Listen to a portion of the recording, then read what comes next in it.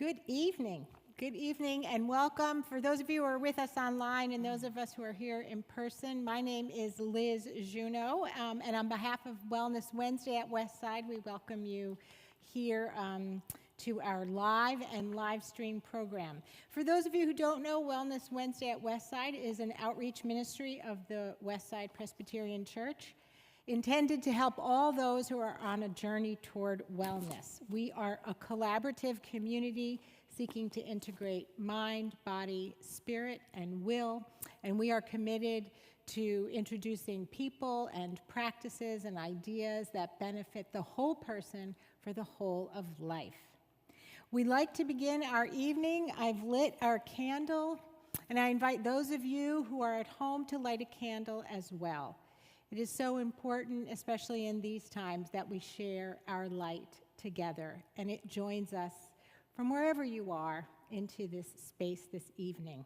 We have a special program tonight, and we are so excited to welcome our very own Pastor Penny Hogan. Penny, as most of us know, is the associate pastor here at Westside, and she recently embarked on a 3-month sabbatical. A variety of learnings took place. We're going to hear about them.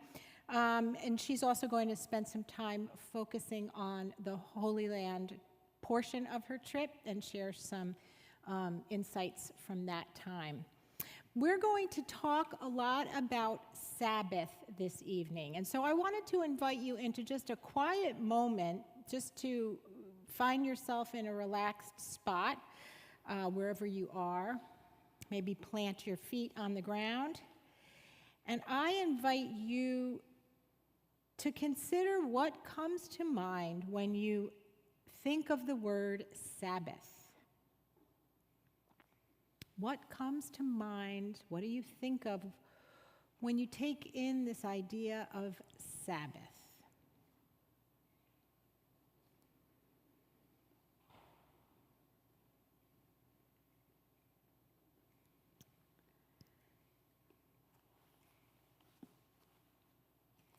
Amen. We're going to hear from Penny, and as we get started this evening, we're just going to have a conversation, like a little live podcast type of thing, as our own podcast. So very Penny, thank you for being here. Welcome back. We missed you. Good to be back. So I would like to start out. We were taking time to consider for ourselves what is Sabbath. So I'd like to just kind of jump right out and ask you, what is a sabbatical and how is it related to Sabbath? Well, thank you for having me tonight. It's good to be with you all here in person and those online too. And before I answer that, I just want to take a moment to thank the Personnel Committee and our session who blessed this opportunity for me to step away, and also for the volunteers, many volunteers and the staff who covered for me while I was away. So I'm very grateful for that and the support I received taking this time. So what is sabbatical? I think most of us might be most familiar with a sabbatical in an academic sense, where one might take some time off to study, to research, and then to produce something at the end of a sabbatical. This often is familiar for us in higher education, and a pastoral sabbatical is different than that. It is not about gaining more knowledge, it's not an intellectual pursuit, and it's not producing something. Instead, the gift of a pastoral sabbatical is really rest and renewal, and spending time in intimacy, growing in intimacy with God. So it's quite different in terms of it's not an educational pursuit like a continuing ed experience might be. So it's all about the soul and renewal and spiritual renewal. Okay, so you didn't write a book. I did not write a book. Okay. So we would love to hear just maybe some takeaways from your experience. Some takeaways. There's so many, honestly. As I think about the whole 3 months, it was transforming, it was meaningful, it was renewing and restorative, and it also was challenging. So I would say each one of those elements, I experienced all of those things, sometimes within the same day, and certainly throughout the breadth of the time I was away. So it was a little bit like real life. It was exactly like real life. Okay. So now we were starting about talking about Sabbath, and I asked you all to just think in your mind what comes to mind when you think of that word. But understanding that that was your theme, kind of how did your idea of what Sabbath meant shift during your time away? So I think I understood it as time set apart with God, and that it is an opportunity for renewal and stepping away from working. What I expected it to be was I had 2 silent retreats planned, one in the beginning of January and one at the end of March. So it was kind of entering into this retreat time to start this sabbatical and then going on retreat to end the sabbatical in preparation to return. And neither of those happened the way I expected or had planned them to. So what I really came to understand was that Sabbath wasn't me needing to go away. I had these beautiful retreats planned. It was about where I could experience God's love, grace, and presence in the ordinary moments of daily life, rather than this, what I had thought was 6 days away with God. Isn't that amazing? Which I didn't get to do, but it was in the Monday through Friday and Saturday and Sunday daily living that I got to experience that. So was that intentional, or was that just something that as you opened up, you began to discover in kind of a new way, or? I think I knew that Sabbath was something that we can experience. What the shift is that I was really longing for that sort of shot in the arm of renewal by being away. That was what a retreat in the past has always done for me. And the first one got canceled because of COVID. I shifted the second one to try to go in January, and it got shortened because of bad weather. So it was only 3 days instead of 5 or 6 that I had planned. So what I realized is that I didn't need to be away for an extended period of time, that it was happening within the daily confines of life and all of the normal, every ordinary moments. So it's did you want to share that quote from Wayne Muller? Yes. Because I think that is really helpful. It helped me to understand when you were describing it. Yeah, so Wayne Muller is an author, and what he said is Sabbath is a way of being in time where we remember who we are, remember what we know, and taste the gifts of spirit and eternity. And I think that was part of the gift that I experienced in my time away. I, again, had thought I needed that over an extended period of time, alone with God on a retreat. And what I found was that was happening in the daily rhythm of life. As I was seeking it too, it didn't just So there was happen. some intentionality, Oh, some of course, sense. yes. Yeah. A sense that this is what I'm looking for, this is what I want, but so your eyes were attuned maybe in a little bit. I think that was it. When the retreats were canceled and I started the Sabbath or my sabbatical with a concussion, it was a mild concussion, but I didn't start the sabbatical the way I intended to or expected. So that really shifted everything. It shifted my perspective of what this time was really about. It shifted my understanding of how I was going to be in my sabbatical because I wasn't able to do some of the things I expected or wanted to do. But it really afforded me the time to pay attention. And I think the paying attention, which sometimes, when we are forced to stop and pay attention, which the concussion did for me, it allowed me to pay attention in a new way. And that was the start of that opening. And it really was an opening. It didn't all happen on day one. It didn't even happen on the last day. It was an ongoing process for me. For renewal and restoration. So it does sound like you had a bit of detour, though, at the beginning, not things that, so in a way, it's almost like life gives you unexpected things, and you were in a perfect place to begin to process or live with them or live into them. And It was. Yeah, I mean, yeah, it's almost like I wonder if God needed to knock her on the head to get her to slow down. But my spiritual director and I had a number of conversations about that and the timing and that this is how I began my experience. But I do think the paying attention is a big part of Sabbath, paying attention to God's presence. The other piece of what Sabbath was for me was receiving, not giving, but taking that time to receive. And that's what I really needed to do, which I didn't even realize. So that was a gift as well. So now I know that you're still unpacking the gifts and all the kinds of things that you have learned, but we would love to hear just a bit more about some of the things that you experienced that might be helpful for us to kind of practice at home.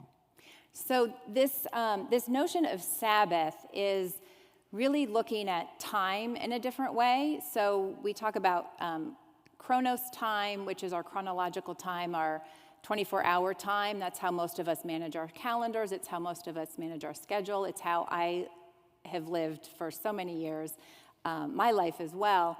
And then the spiritual connection to time is Kairos time, which is God's time and being in the presence and paying attention in that time of the appointment with God that we can make, and how that looking at time itself is different as a gift. And I think that was the big shift for me from the schedule that I kept and the, doing this and doing that, and then allowing myself that space to not be in a rhythm of work anymore.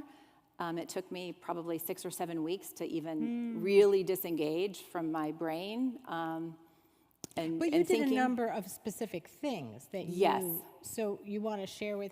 So some the of us Kairos know that time, you weren't checking emails. I did not check emails. Yeah. We know that. So that's what I was getting at with Kairos time. When you are intentional about the time and it's not scheduled. So for me, I took long walks.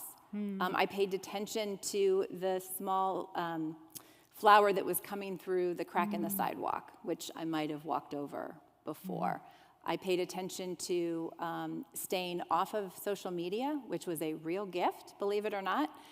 If you ever look at your phone and it tracks how much time you're on your phone, pay attention. You can, it's a lot more than you might think. And I was off my phone, I was off social media, and that was a real gift, I have to say.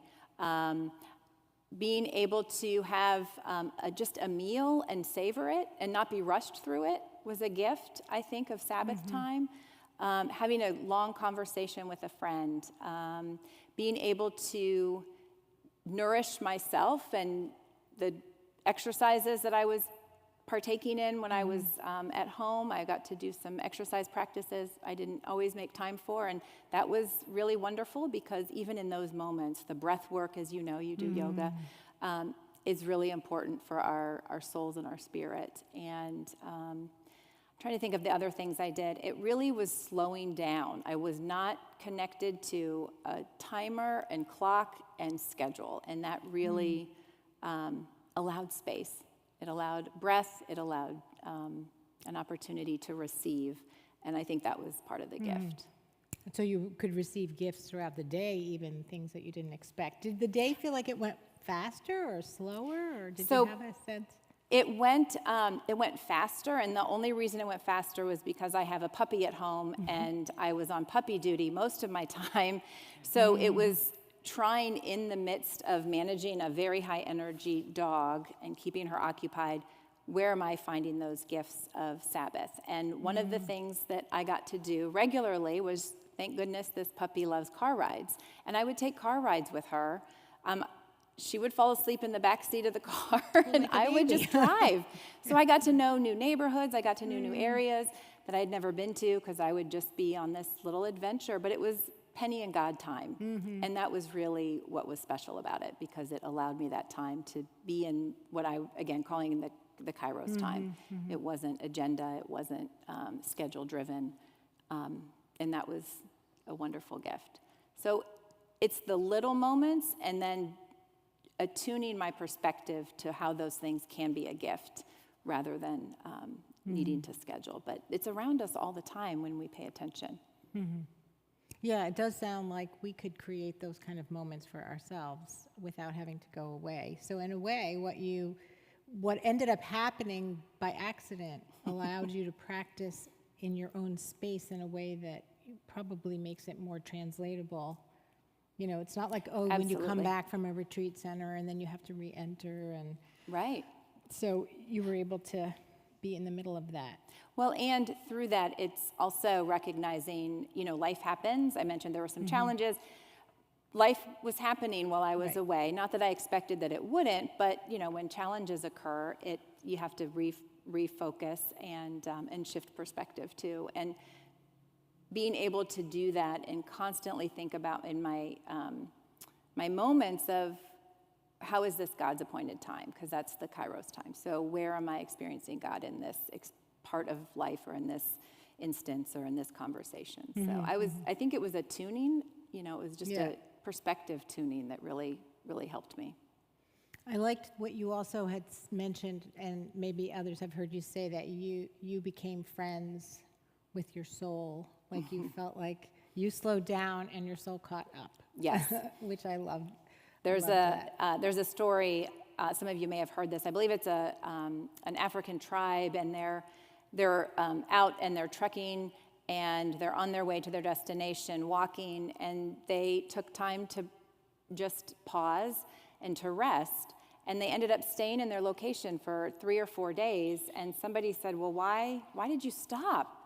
And their response was, for our souls to catch up. And I think that was part of what I was able to experience as well, is the stopping long enough to allow that to happen. And if I were to summarize this whole experience, I rested in the Spirit in new ways, and we became friends again. So that was a renewal of spirit for me. Yeah.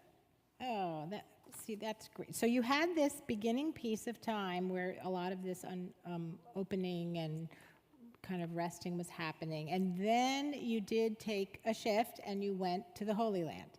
Yes.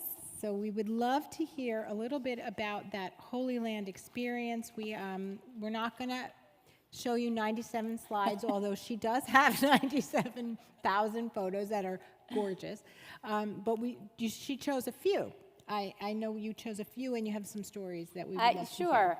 So with this rest that I was talking about, because I have a puppy at home, and it was finding this rest in smaller moments, the opportunity to go to the Holy Land was really the anchor of this whole time away, and it really solidified and brought so much of my experience together, especially spiritually, and the renewal of my spirit that I really was longing for and needing.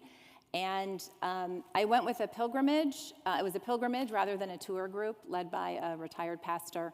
And one of the most significant experiences of the trip for me was in the city of Magdala.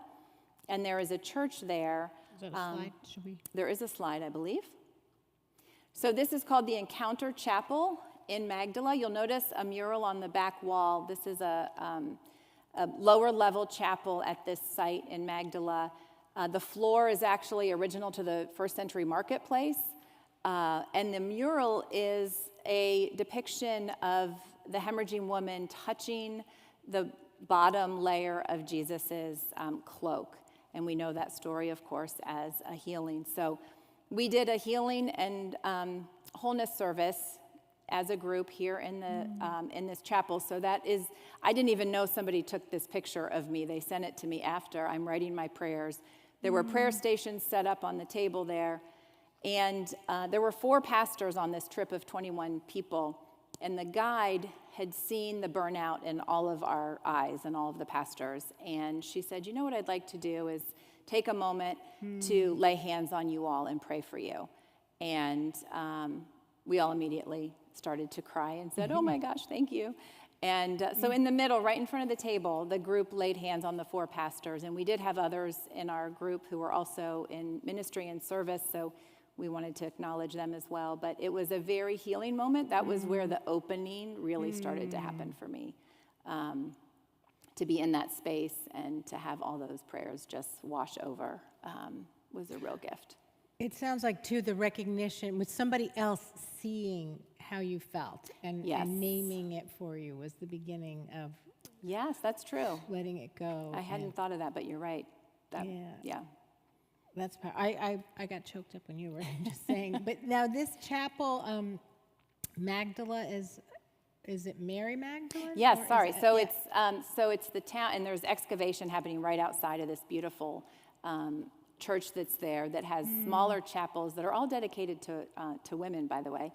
And it is Mary Magdala, Mary Magdalene from Magdala is who's most recognized there.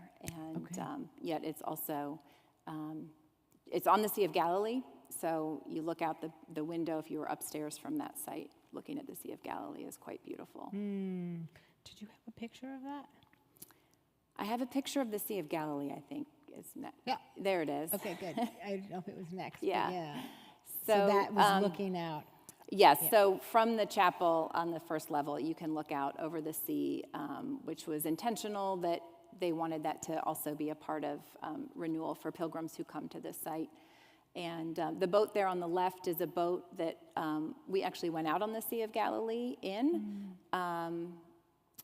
It was you can see from the right picture, it was a cloudy day.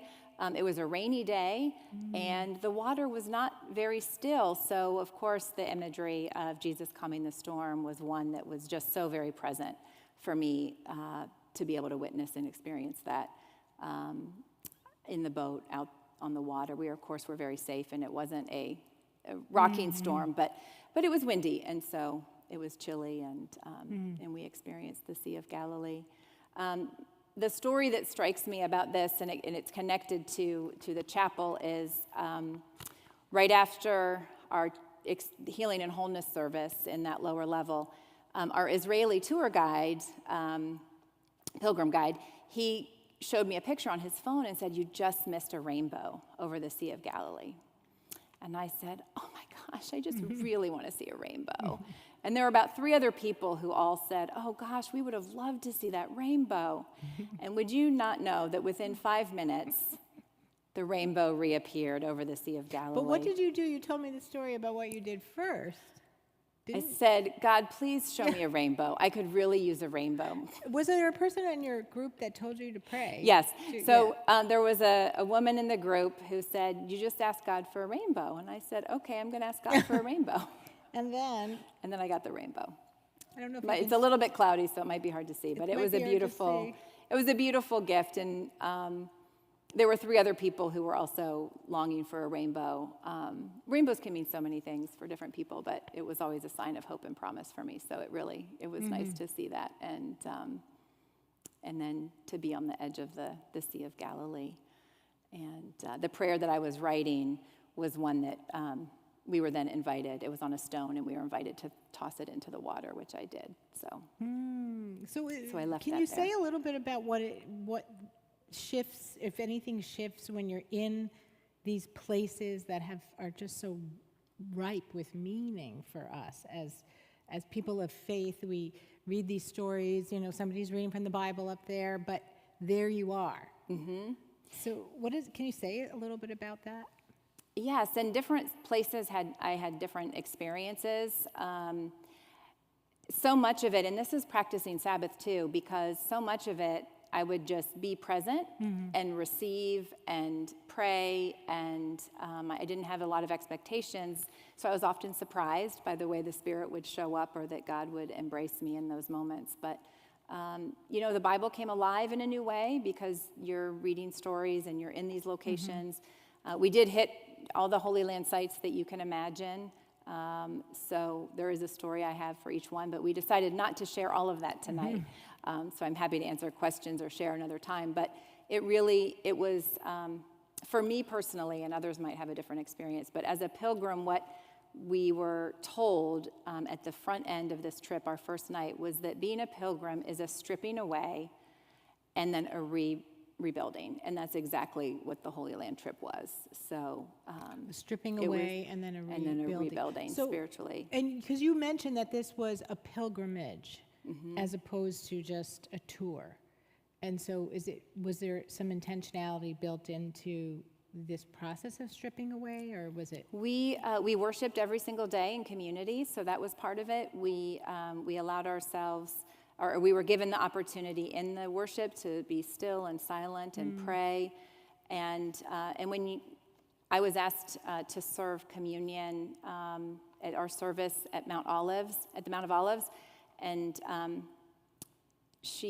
the head of our pilgrimage had asked the pastors if they wanted to lead, and we all said, no, we don't want to lead. We're here to receive. And the morning of, we had been having some conversations, and she had known the opening that was happening in me. And she said, you might not be ready, but if you want to lead communion. And that day I said, I will do it. And so there was that opening for the group. We were able to have communion there. And so, again, it's just an awareness and a presence. I wasn't on a scheduled time. It was the Kairos time I was really trying to live into. And then the Sabbath was happening all over the place. Just by stopping and being still and realizing all of the people who have been in these places throughout the years, all the prayers that have been lifted, all the stories we read about in the scriptures.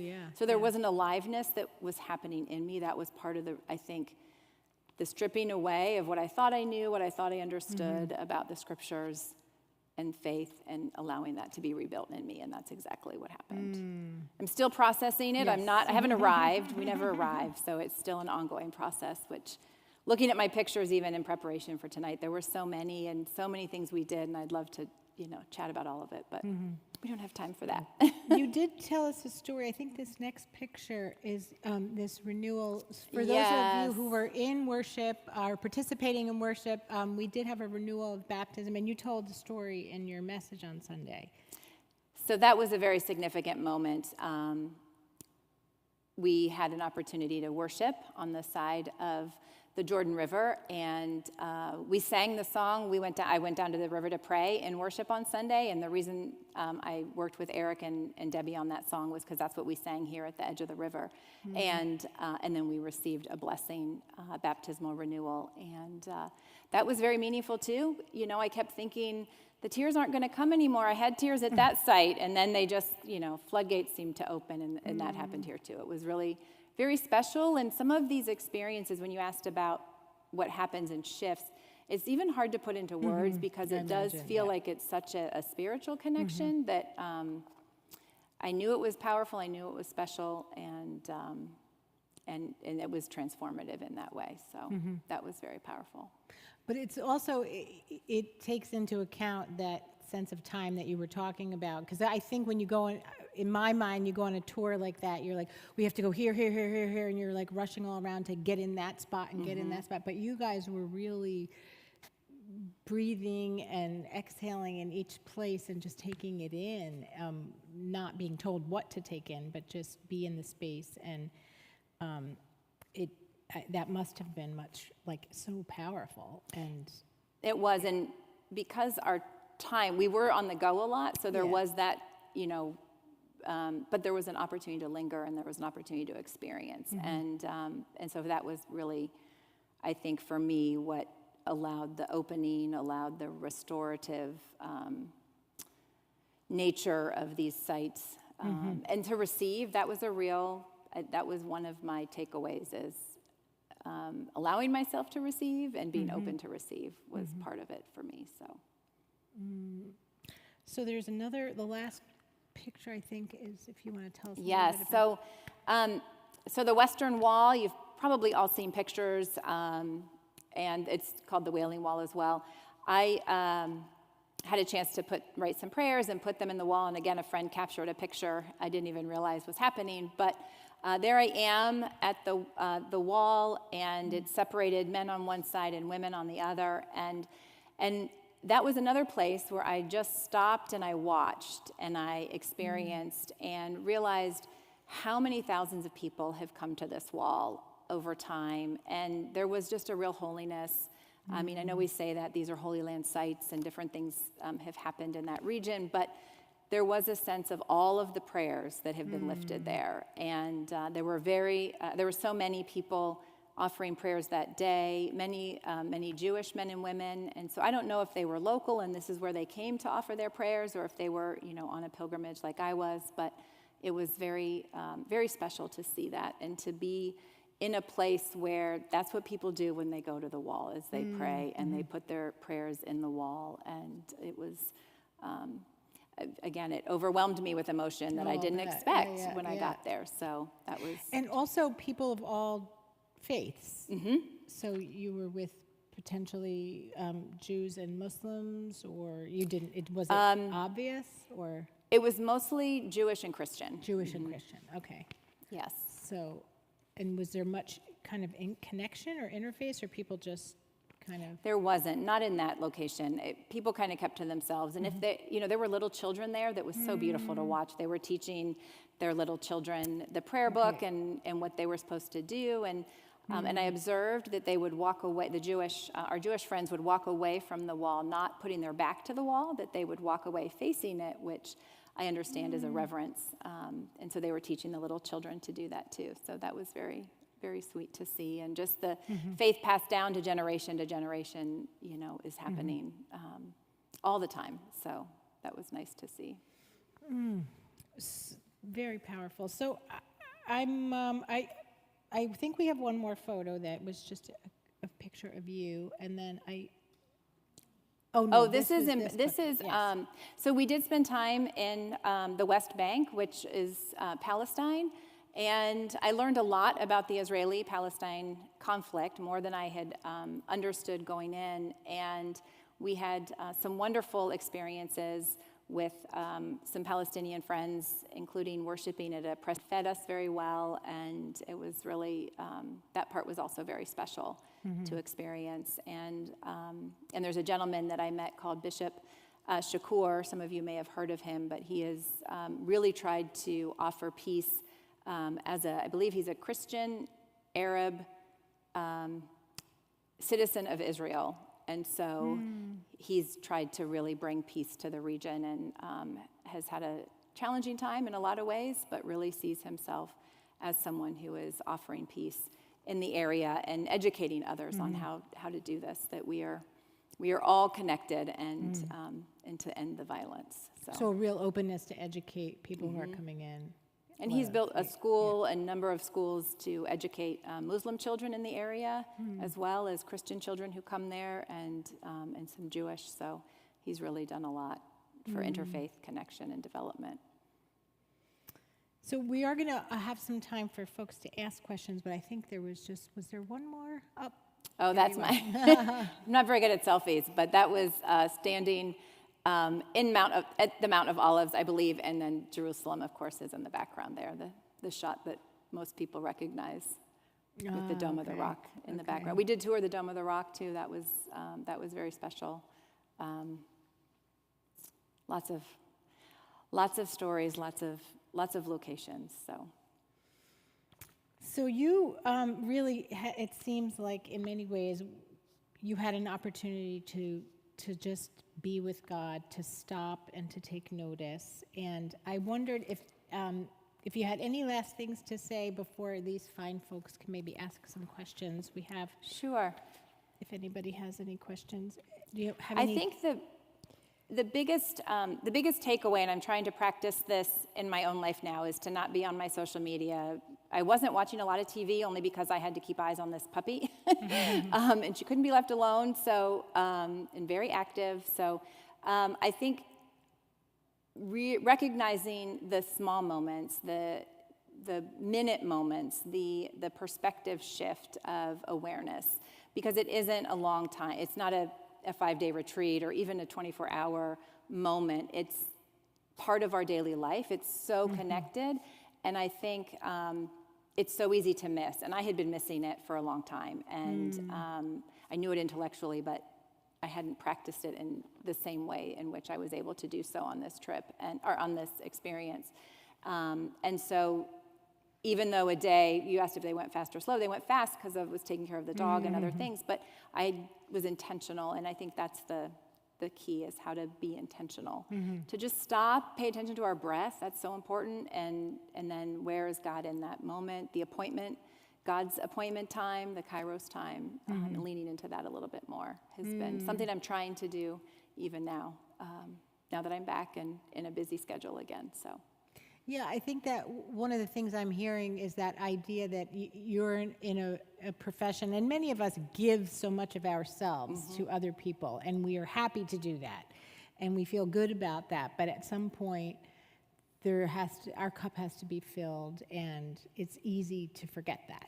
Just like it's easy, we try to drink our water, how much we're supposed to drink, and you forget. You run around, you're busy, but it's really needing to refill yourself. And it sounds like it's really something that we all can if we're aware and take time, can kind of do just at any moment of any day, even if it's just a moment. Yes.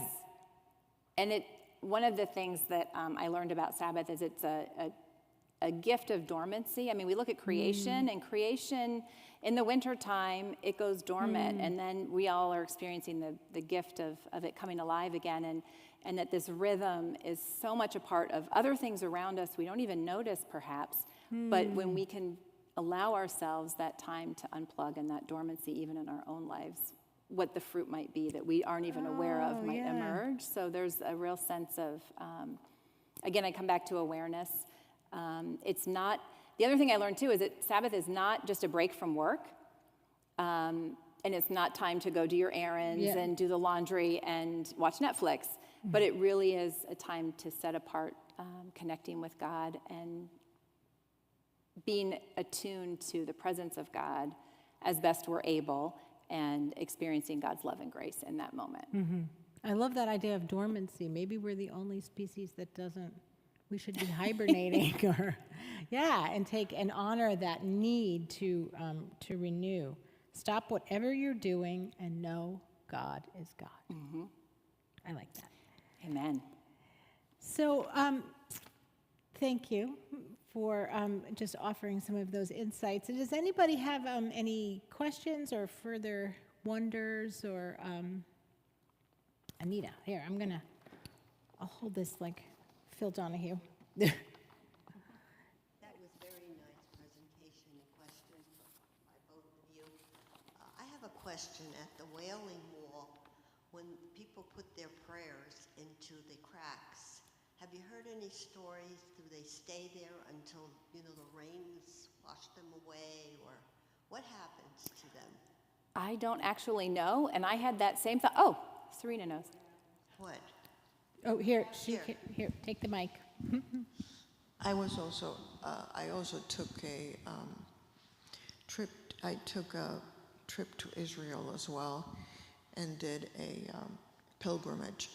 And what I understand is that from the guide that we had, that they remove them every so often, so they're not coming out of the rocks.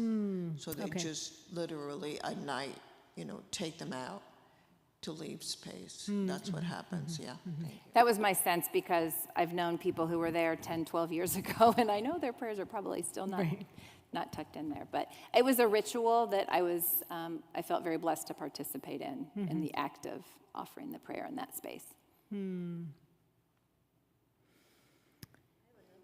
Oh, okay. That was a very interesting trip that she took. Penny, when you were in your own time zone, what did you call it?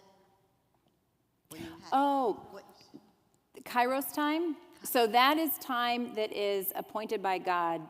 So it's not time that we measure in terms of our 24 hours where we're constantly scheduling. So Kairos Time is really time with God, God's appointed time. And if we're paying attention to that in a less of a scheduled way, I think God reveals things to us, like a rainbow that I was looking for. That rainbow might have meant nothing to someone else, but in that time, that was an appointment I had with God in that moment. So my question is this: when you came back to reality here at Westside, was it difficult for you to adjust, or was your mind that strong that you devoted your mind and time to take time to listen to God? That's a great question, because one of the conversations I had with my spiritual director was, how are you going to carry this in when you get back? What are your new practices? What's your new schedule going to be like? So I have had to be very intentional of that time, and it's not time it's not happening all the time, so my mind is not that strong. But when I become aware of it, because it's easy to get in the flow of doing what we need to get done, then I have to take that awareness and that opportunity again to say, okay, I just need a 5-minute reset, and that can be that special time. And again, it's not doing anything. I mean, the Sabbath is not doing anything. It's really just receiving, and in a perspective shift for me is what I have been learning to practice. So I might do it 10 times a day and just find those little moments and allow that to be the renewal it needs to be.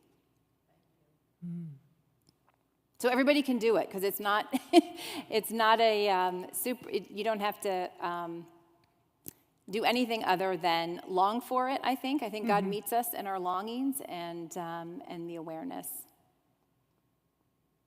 I was thinking of a couple other things that I had done too. Lighting a candle, I think, and just sitting in silence is a beautiful way that I have tried to practice that in my office since return. That's another way to kind of reconnect. So it could look very different for other people, but a way to think of it is what brings your soul alive too. What's something that will allow for that to happen in the midst where we can step away from the ordinary busyness and step into the ordinary grace that's offered. I think, too, it's for what stops us, I think, a lot of times is thinking that it has to be elaborate and long, and I have to sit and meditate, or I have to, something that I don't feel like I have time for that. And I think what I'm hearing you say is that if it's just a moment or a pause, it's something that you can revisit, it's accessible, and it really does help you kind of take notice of what's happening, who you are, whose you are. It fills you, and it doesn't have, you may choose to do a more elaborate quiet time or a, time apart, but it doesn't have to be that, which makes it feel like, something that we, we can all do. I also really liked what you said, and it connected to my idea of Sabbath, when I think of the word, is this idea of the meal, being really around the table, the conversation, no phones, I'm not rushing because I don't have to go to a meeting, and I'm paying attention to the company, if I have company, to the things that I'm eating, whatever. And that idea of Sabbath, that our Jewish brothers and sisters practice on Friday evening is also, it's around a table. It starts with the meal. It starts with the meal, the gratitude to God for the gifts of the week, kind of the things that you do with the youth group, where you're sharing a highlight or you're sharing kind of a low of the, and just how that can reset you, kind of get you back and remind you, and I know that from friends that I have that practice the Sabbath meal every Friday, it becomes sort of a touch point of your week that you almost begin to prepare, to plan for it, to long, to look forward to that time, that that you'll do that. Anyway, so I'm thinking about that around the table. Does anybody else have any other questions? We do have a few more minutes. If anybody had, Penny, you said you went to the West Bank as part of this tour. I just wondered if you could tell us a little bit about what you experienced there in the conflict that is going on in the land of Israel itself, and how some things are different. Whether you saw that firsthand when you were there. I read a wonderful book that sort of talked about both sides of the question over there, and it was a real eye-opener as to how difficult life is for so many people, just going back and forth to do daily errands kind of thing. I wondered what you saw. Yeah, that's a really good question. So I learned more about the conflict than I had understood before. Everyone we met in Palestine was wonderful and lovely and nice, and I didn't see conflict. I know there's been conflict happening there since I've been back even, and there is constant conflict. It's heartbreaking to know what the Palestinians are experiencing. There's a lot of Christians there. I think sometimes we forget that that's, we have Christian brothers and sisters as well as Muslim Arabs who are living there, and what they are living with daily is very challenging. We saw the walls that were being built. I didn't show pictures of that, but there's walls that are continually being built. There was a refugee camp we visited from years ago that people are still living in. I mentioned Bishop Shakur. He had a hard time getting permits to build a school because he's in Palestine. I heard the plight of a number of people that we met and their stories and their family stories of having to get a visa because they don't have a passport because Palestine and Israel and the state of Israel. So it's very complex. It's so much more complex than is even easy to explain in this time. But it's very, I think we can keep our Palestinian brothers and sisters as well as our Israeli brothers and sisters in prayer because of that. It's heartbreaking. We felt very safe. I never felt like I was in danger in any way.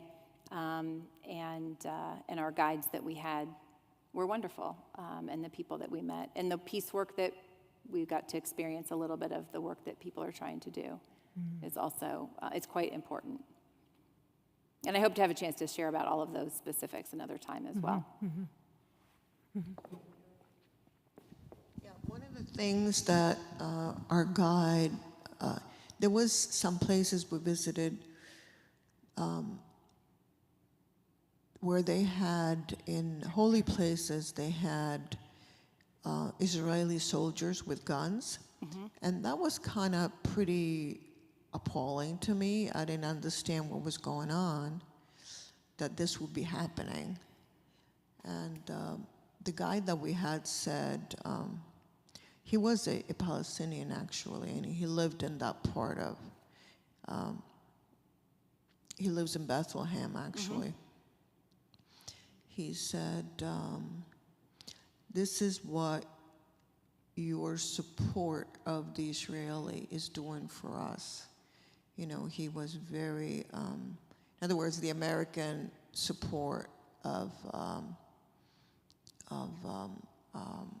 war-like, you know, financing, you know, so there are some parts that are really difficult. You know, even holy places that are that are that have military, you know, Israeli military there.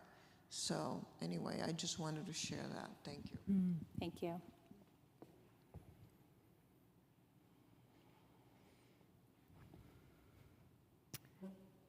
Any other questions or any comments? Anybody? We would like to invite you just into a moment to consider for yourselves where you might be able to invite Sabbath into your life, or perhaps you have a practice that that feels. I don't, if anybody is feeling bold to share, but you certainly can. You don't have to, but just this moment becomes an intentional time for us to recognize that that's something available to us as well. And if anybody, did anything come to mind? Oh, thank you. Yeah, I just a few years ago was drawn to, I always just used to just pray. But the meaning that we're called by God to be still and know that I am God is resonating loud. And I make time every day, try to go to the park or someplace peaceful where I can be by myself, away from the normal distraction that goes on around your house.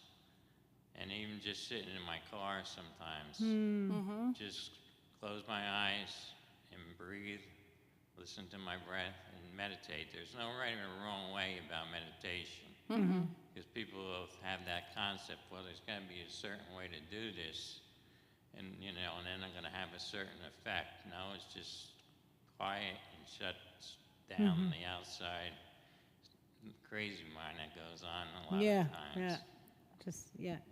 Oh, that's Yeah, thanks great. for sharing that. So it's just this: be still and know that I am God, and that's just from Scripture, a beautiful reminder. I know a lot of us like to walk, and I myself am an avid walker. I just unplug and just have to go. And I read the other day somebody saying that walking is the pace of the soul, and that when you walk, your soul can catch up with you. And I thought, oh, is that why I like it so much? Because there is something very healing. And I know a lot of people feel that about just getting out in nature. While you were gone, we took our virtual walk to the Mount of Beatitudes. Which I got to see that which too. You probably Yeah, I will went have there, to yeah. get your pictures of that. And we took mindful walks, and people took photos of things that they noticed, and we got some beautiful pictures of just the tiniest things or the most magnificent things that you probably walk by all the time and don't notice. So that's just a practice that I was thinking of and offering up.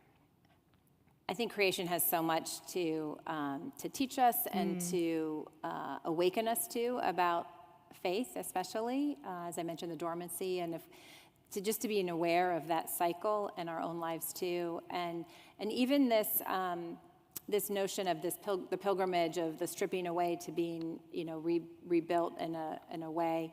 I think that can be happening in little moments in our lives, but we don't want to do that, right? We don't want to maybe go sit in silence because sometimes we don't want to know what We might don't want to feel emerge. it. I know that's always something I have conversations with our youth about, but it's any moment that is intentional, and even just a simple "God, I'm here" is something I said over and over again, and on a walk. Or I remember sitting on my back deck one day. We particularly had a sunny day, and I just sat letting the sun, feeling it on my face and my skin, and I said, "Okay, God, I'm here," and that was a Sabbath moment. So it's not something that, again, we don't have to try to make it happen, because I think that's when it's almost like an allowing it. And it's an allowing and a receiving and a noticing. That was my real takeaway, the noticing of where these moments can happen, because it's not a retreat, it's not a 24-hour time set apart, but it's so integrated with daily life, which I think I've known before, but somehow I had lost sight of that, and it was a real wonderful coming home in some ways to that. So. Well, we know that we are glad to have you home, by the way. And we're looking forward also to just, walking with you and beside you as these gifts continue to unfold. We get to be beneficiaries of them, and it's just a joy also to be able to hold space for you as you're discovering. So Thank you. We thank you. Do you have any last things you would like to say before we leave, or do you want to close us in a prayer? I'd be happy to close in prayer. And I just want to mention, you don't have to go to the Holy Lands either to experience the renewal that I think God is inviting us all to. We've come out of this, and we're not even out of COVID yet, so we've all experienced the drain, I think, and the challenges of the last few years. And so I know my soul wasn't the only soul that was weary in December when this sabbatical was getting ready to take place in January. So I would just invite you to sit with the weariness and the weight and even the burden of the things that you have experienced in life these last few years, or whatever it might be, even in the recent past, and allow that turning over and finding those moments. Again, it doesn't have to be anything spectacular or anything planned, but the noticing and the perspective shift of where God might be, what God might be inviting you to in those moments, and then allowing yourself to receive that gift, whatever it may be, because it's not the same, and our lives and experiences with God are different. So I just offer that as a way for you to tomorrow figure out what that could look like, or the next day, or even tonight when you go home, how to help those rhythms and to notice. So, Thank you.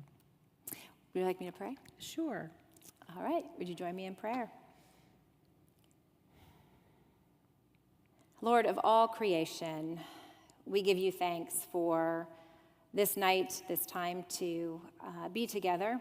I thank you for the sabbatical that I had and the opportunity to learn more about Sabbath. I hope that all who have participated tonight have an opportunity to practice Sabbath in their own lives, to be more attuned to your Spirit, to accept and be open to your grace and your love, which is beckoning all of us more often than we even realize, and to pay attention to your small, still voice, reminding us all that you are God, and your invitation is for us to come.